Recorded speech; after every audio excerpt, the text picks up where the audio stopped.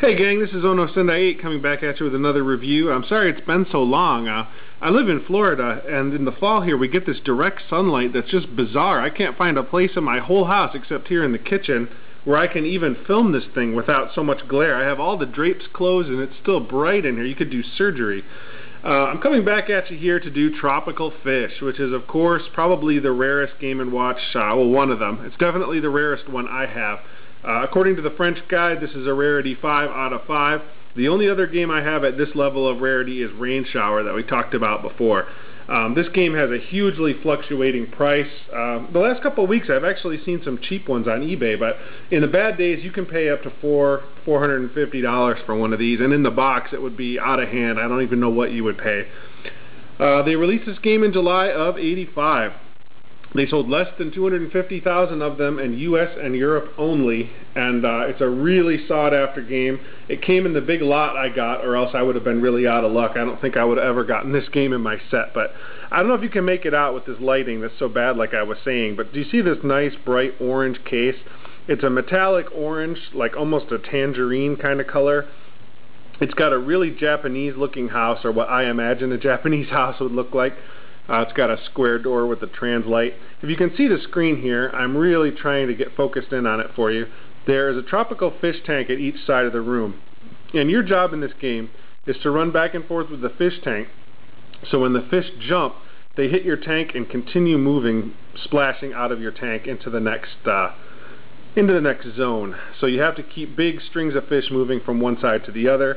And it's a pretty standard Game & Watch, pretty repeatable. You know, it's pretty repetitious. You're going back and forth, moving big strings of fish. There is a cat hiding out in this cabinet down here. You can see him. If you miss a fish, the cat comes right out and eats him and smiles. And it looks a lot like the cat that's in Chef, who has the fork, if you guys ever played Chef or seen it. We went over this before, but this thing is pristine, really good shape, unplayed. And I should probably mention this because I haven't mentioned it too much in my videos before, but I'm really not going to be selling any of my collection. I've been getting a lot of questions about that.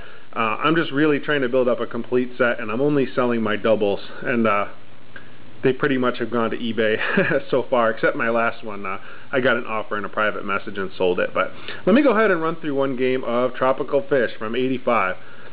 And I should mention, this game is really not that much fun to play, honestly. It's kind of a repetitive, it's basically the same game as Fire, or there's another one that's escaping my memory. Chef is kind of similar, except the things go up and down in one line. But it's a cool game, and definitely one that you need to own if you want to be a serious collector. So let me get started here.